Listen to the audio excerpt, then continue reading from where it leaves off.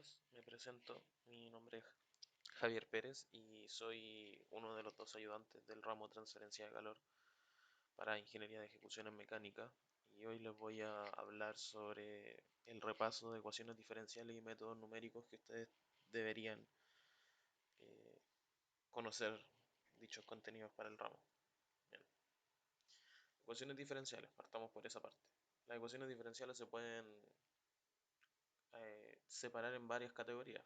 Las primeras que quiero hablar son, dependiendo de su forma, del tipo de ecuación diferencial que es. La ecuación diferencial parcial, que se denomina EDP, está formada por derivadas parciales de dos o más variables respecto a una función. El ejemplo que está ahí lo deja claro, la función es y, y esta está derivada respecto a x y respecto a z. Obviamente puede ser derivado respecto a varias variables, no necesariamente debe ser derivado solamente a x o z. Puede tener x y z, una variable a o la variable de tiempo, cualquier variable. Las ecuaciones diferenciales ordinarias, en cambio, están formadas por derivadas de una sola variable. ¿Ok? Por lo tanto, la ecuación diferencial que tenga una sola variable que derive la función es una ecuación diferencial ordinaria. Y esas son las que al menos ustedes estudiaron en el ramo de ecuaciones diferenciales y métodos numéricos que tuvieron. Otro tipo de ecuaciones diferenciales ordinarias eh, son las ecuaciones diferenciales por linealidad.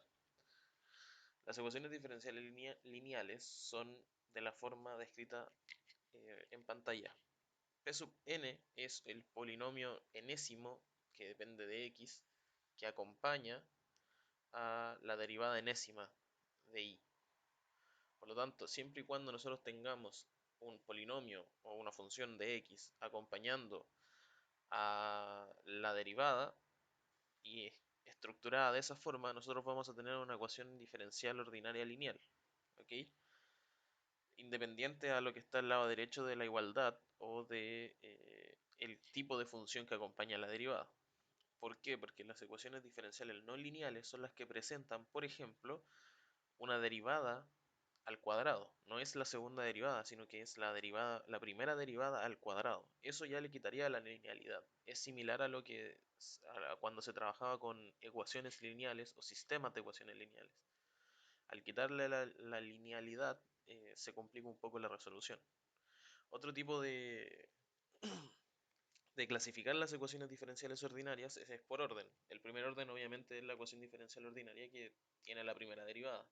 Segundo orden sería la que tiene la segunda derivada y a modo de ejemplo puse una de quinto orden para que no se confundan, ya que tiene la quinta derivada y además la segunda. Obviamente el orden de la ecuación diferencial es la, la derivada más grande, por así decirlo.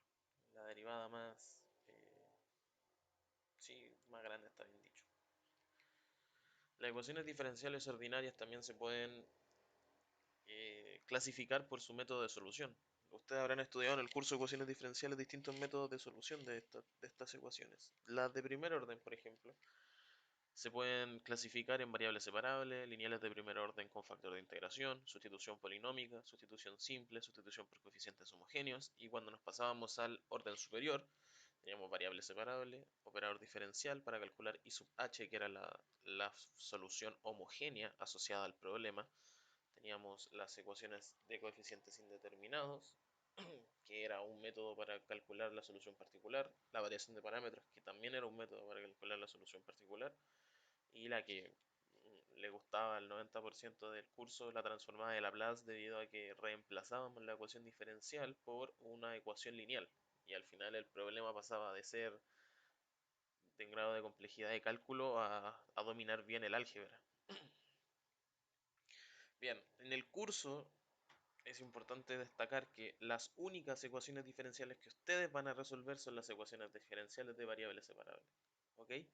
Y estas ecuaciones diferenciales son de la forma de y a de x es igual a f de x por g de y. ¿Ok?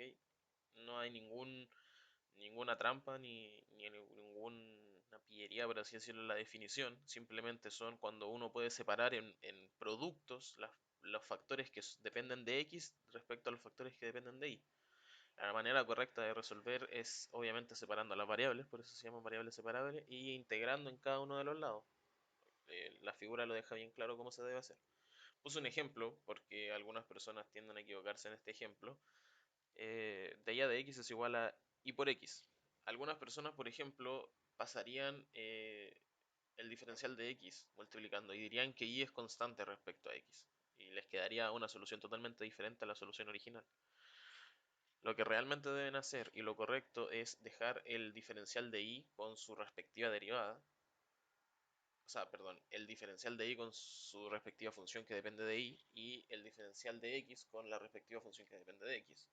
Y paso importante, el diferencial siempre tiene que ir en el numerador de la ecuación, de la igualdad, por así decirlo. No podemos dejarlo en el denominador porque si no nos queda una manera, una integral que es muy difícil de resolver. Tenemos que hacer aparecer ese denominador en el numerador nuevamente. Entonces hay que hacer otra sustitución y es más complejo. O sea que la integral que tenemos que resolver es de y respecto a y x respecto a x. La solución sería el logaritmo natural de y es igual a x cuadrado medio más una constante. Recuerden que existe una constante en cada una de las integrales, pero estas constantes pueden sumar. Se pueden sumar y dejar como una sola constante. El problema de valor inicial, pasando a otro tópico, son problemas donde existe la ecuación diferencial y además existen condiciones iniciales. Pueden ser de primer orden o ya después podemos tener de orden superior, ¿ok? Las de primer orden son de la siguiente manera. La derivada de y respecto a x es una función que depende tanto de x como de y, independiente si esta función puede ser descrito en variables separables o no puede ser separada respecto a sus variables. Y tenemos la condición inicial de que y en x0 es igual a siendo a una constante.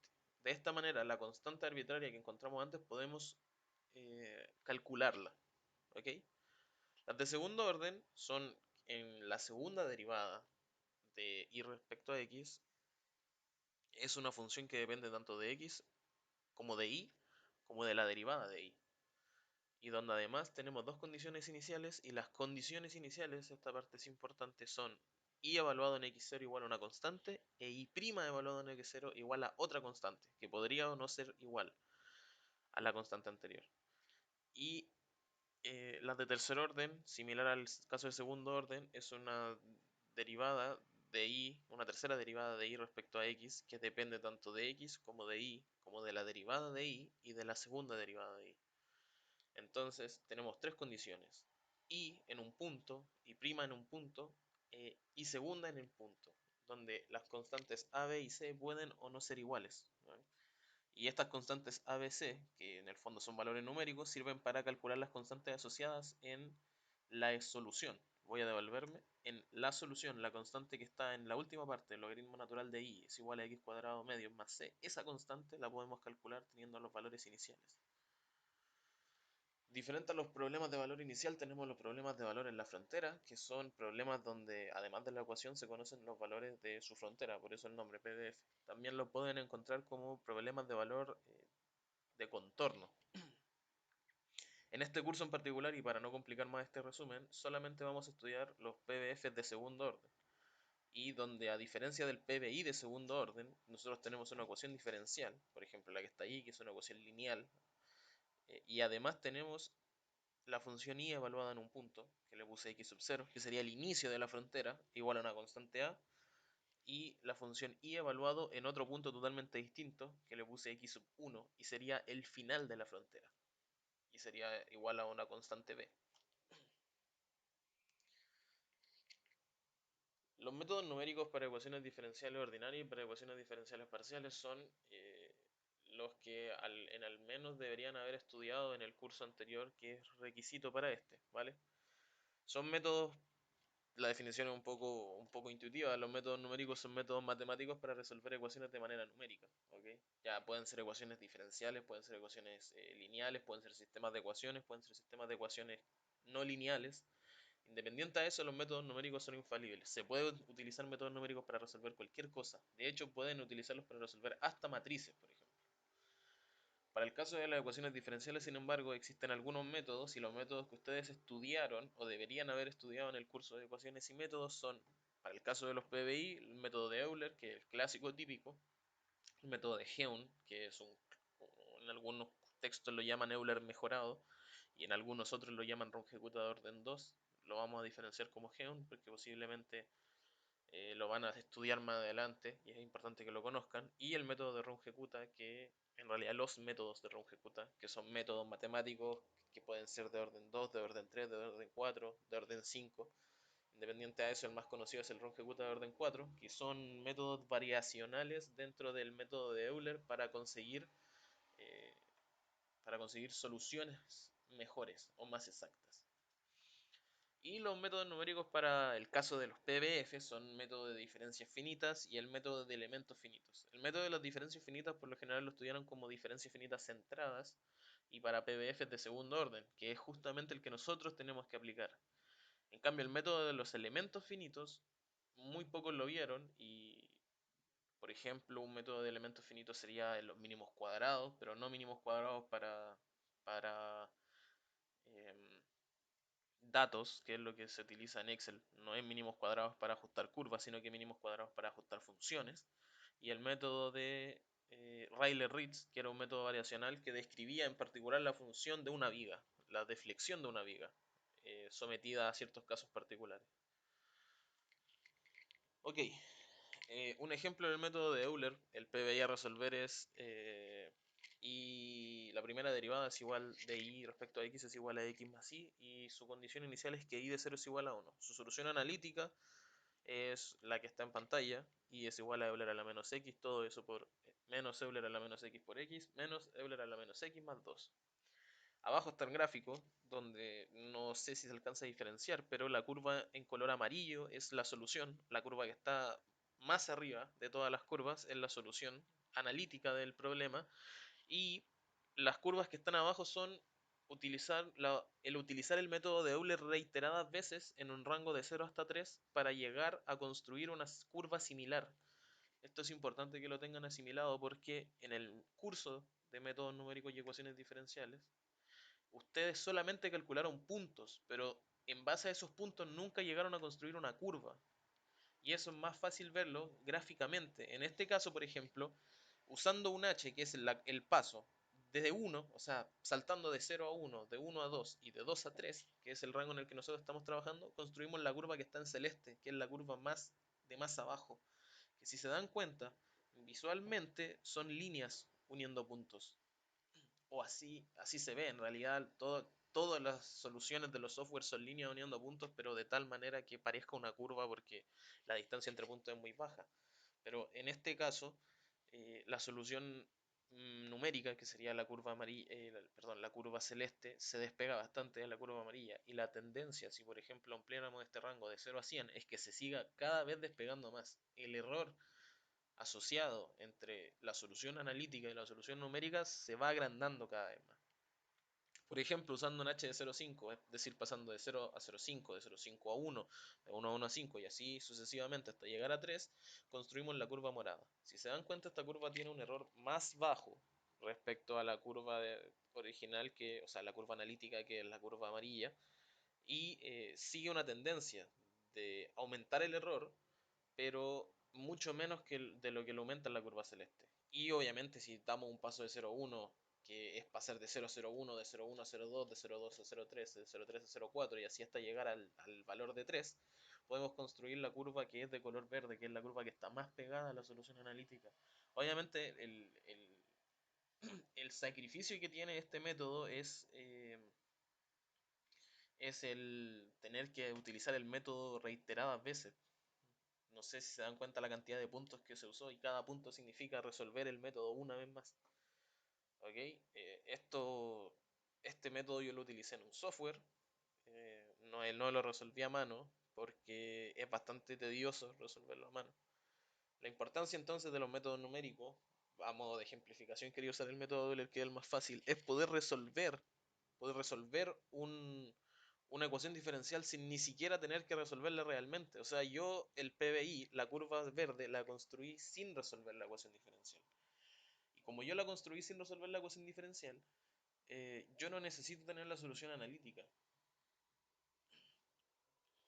Lo intenté resumir en esta diapositiva que dice: ¿por qué utilizar métodos numéricos para aproximar comportamientos de curvas? Lo que decíamos, yo podría aproximar el comportamiento de la curva solución, pero la parte más importante es que del por qué utilizar los métodos numéricos es porque yo puedo resolver ecuaciones diferenciales de cualquier tipo, parciales o ordinarias, que no tienen solución analítica. ¿Ok? Hay, en cálculo ustedes tienen que haber estudiado ecuaciones diferenciales, perdón, ecuaciones, no, integrales, ni siquiera ecuaciones diferenciales, integrales que no tienen primitiva. Entonces, ¿cómo yo resuelvo estas integrales que no tienen primitiva? Si no tienen una primitiva analítica, bueno, con métodos numéricos, por ejemplo. Y el caso de este curso, ustedes van a estudiar la ecuación de calor, que es una ecuación diferencial parcial de tercer, segundo perdón, de segundo orden, que puede tener hasta cuatro variables, que son el eje X, el eje Y, el eje Z y además la variable temporal. Esas ecuaciones diferenciales no, si bien pueden llegar a tener soluciones analíticas en base a series de potencia, no son tan fáciles de resolver como lo sería una ecuación diferencial lineal ordinaria de primer orden, por ejemplo, o lineal ordinaria de segundo orden, por ejemplo, que son las que posiblemente se verán al principio del curso. ¿Ok? Entonces, es bueno utilizarlo, entender los métodos numéricos, sobre todo para alguna persona que quiera dedicarse a, por ejemplo, la mecánica computacional.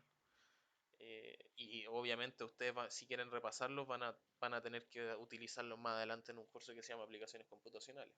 Bien. ¿Qué necesitamos repasar y estudiar entonces para el curso de transferencia de calor? Necesitamos repasar las ecuaciones diferenciales ordinarias de variables separables. Son fáciles, son simples, no se preocupen. En un libro lo pueden estudiar. Los problemas de valor en la frontera. Obviamente, en el caso de los PDF, en repasar solamente tenemos que estudiar la solución analítica de los problemas de valor en la frontera, debido a que podrían complicarse en el caso de que, por ejemplo, un PDF de orden 2, dependiendo de la cantidad de puntos intermedios que yo haga con el método de las diferencias finitas, voy a llegar a sistemas de ecuaciones diferentes, perdón, sistemas de ecuaciones, no sistemas de ecuaciones diferenciales. Y estos sistemas de ecuaciones, en el caso de que el PDF sea lineal, van a ser sistemas de ecuaciones lineales. Que eso yo los puedo resolver fácilmente con una calculadora hasta 3x3, incluso creo que hay calculadoras que resuelvan 4x4. En el caso de las TI ya nos ampliamos hasta quizá 11x11. Y en el caso de que el sistema, perdón, de que la ecuación diferencial original del PDF original sea no lineal, nosotros vamos a llegar a sistemas de ecuaciones diferenciales no lineales. No, y dale con diferencial. Sistemas de ecuaciones no lineales, perdón. Y al llegar a sistemas de ecuaciones no lineales, ya tenemos algunos problemas. Por lo tanto, deben estudiar un poco ese punto. Los tipos de valor en la frontera, que creo que incluso el profesor se los va a pasar, así que pueden estudiarlo o no, y las diferencias finitas centradas en ecuaciones diferenciales ordinarias, que es lo que le había adelantado antes. ¿Qué necesitamos estudiar? Necesitamos estudiar la serie de potencias porque más adelante en el curso van a ver la ecuación de Laplace y la ecuación de Laplace se resuelve con series de potencia, no es una ecuación diferencial ordinaria, de hecho es una ecuación diferencial parcial. Y entiendo que en el curso no hay ecuaciones diferenciales parciales. Necesitamos, obviamente, por lo mismo, estudiar ecuaciones diferenciales parciales y las diferencias finitas centradas en las ecuaciones diferenciales parciales, que eso será una ayudantía en particular junto con la ecuación de Laplace. Así que no es necesario repasarlo en este mini repaso que estamos haciendo. Bueno, eso sería todo. Nos vemos a las 12 y ahí comentaremos algunas complicaciones, si quieren comentar algo que no recuerden o si quieren preguntarme algo, algún tópico que haya quedado mal explicado o algo por el estilo, pueden hacerlo.